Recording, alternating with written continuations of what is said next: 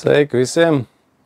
Latvijas Tautas kanāla komandai, skatītājiem, tautiešiem un līdzīgi domājošiem.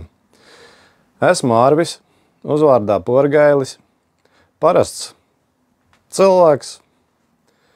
Un, ko es vēlos pateikt? Es vēlos pateikt, ka esmu pret Stambulas konvenciju. Kāpēc?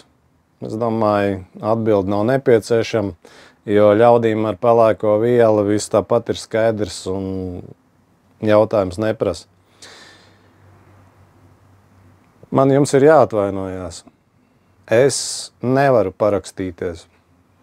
Man nav Svensona bankās konts, man nav amerikāņu bankās konts, man nav e-paraksta. Bet savu nostāju es esmu izteicis. Paldies! Turamies! Esam kopā stipri!